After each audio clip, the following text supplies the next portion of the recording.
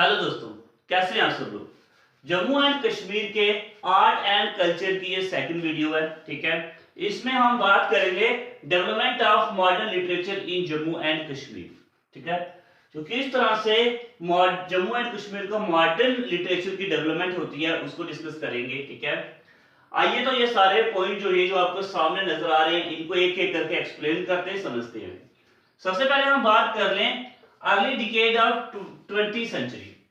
20वीं शताब्दी के early decade में बहुत सारे मिस्टिकल एंड सेकुलर पोइट्री, रहस्य में एंड धर्म निरपेक्ष पोइट्री, बहुत सारी गजल्स, बहुत सारे गीत को लिखा गया। ठीक है, उसके बाद परमानंद के द्वारा बहुत सारी पोएम्स को लिखा गया। ठीक है, यहाँ पे मैनी, ठीक है, बहुत सारी narrative poems were written by Parmanand. कौन कौन सी देखिए, राधा स्वयंवर, सुदामा चरित्र एंड शिव लगन। ठीक है, इन पोएम्स के ये पोएम्स परमानंद के द्वारा लिखी गई। ठीक है, ये इसी समय में ये लिखी गई थी। और उसके बाद अब्दुल वहाब परे ने ट्रांसलेट की फिरदौस शाहनामा एंड अकबरनामा को कश्मीरी लैंग्वेज में। ठीक है, इंपॉर्टेंट है।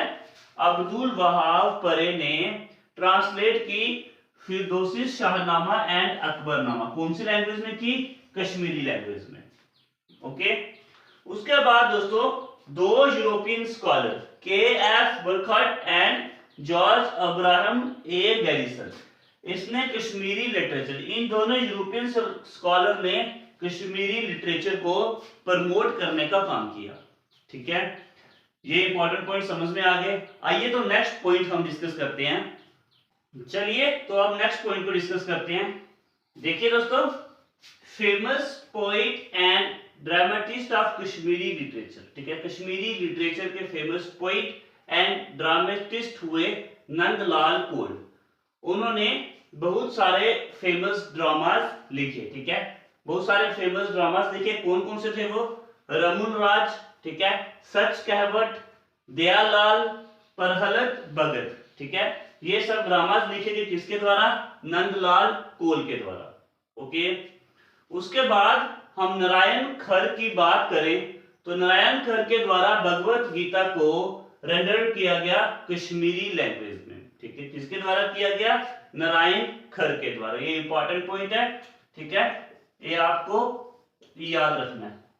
उसके बाद पोस्ट इंडिपेंडेंट पीरियड की बात करें, पोस्ट इंडिपेंडेंट समय की हम बात करें, बहुत सारी पोइम्स जो है वो कश्मीरी लैंग्वेज में लिखी गई पोस्ट इंडिपेंडेंट पीरियड में दीनानाथ नादीम के द्वारा। ठीक है, ये दीनानाथ नादीम का नाम याद रख लीजिएगा। ठीक है, बहुत सारी कश्मीरी लैंग्वेज में पोइम्स लिखी गई इसके द्वारा। कौन कौन सी पोइम्स थी? देखिए कौन कौन सी पोइम थी? येरडा, बागेवनाज, जिंदाबाद, श्यामजी। ठीक है, ये तीन पोइम्स जो थी ये दीनानाथ नादीम के द्वारा लिखी गई पोस्ट इंडिपेंडेंट पीरियड में। और उसके साथ साथ दीनानाथ नादीम की बात करें, उन्होंने साहित्य अकेडमी अवार्ड जो था ये भी जीता था 1986 में। किसके लिए? फॉर हिज वर्क शिहाल कुल। ठीक है, शिहाल कुल के लिए उन्होंने जीता कौन सा? साहित्य अकेडमी अवार्ड 1986 में। ये पॉइंट भी पूरे समझ में आ गए।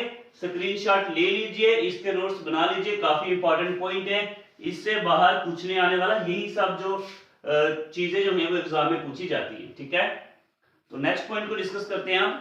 नेक्स्ट पॉइंट है हमारा, रहमान रही को भी साहित्य अकेडमी अवार्ड मिला था 1961 में उनके काम के लिए। कौन सा काम? नवोज ई सबा। ठीक है, नवोज ई सबा के लिए रहमान राही को साहित्य अकेडमी अवार्ड मिला था 1961 में।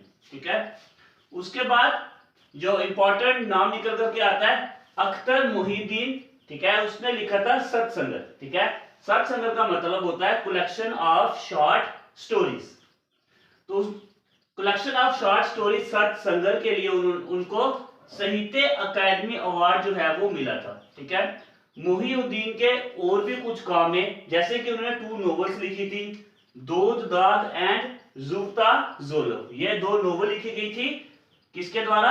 मोहिउद्दीन के द्वारा। ठीक है, और कलेक्शन ऑफ पोइम, बहुत सारी कलेक्शंस ऑफ पोइम थी, उसे क्या कहा गया? स्वांजल, ठीक है। स्वांजल कहा गया कलेक्शंस ऑफ पोइम को। ये किसके द्वारा लिखी गई थी? मोहिउद्दीन के द्वारा ये लिखी गई थी, ठीक है।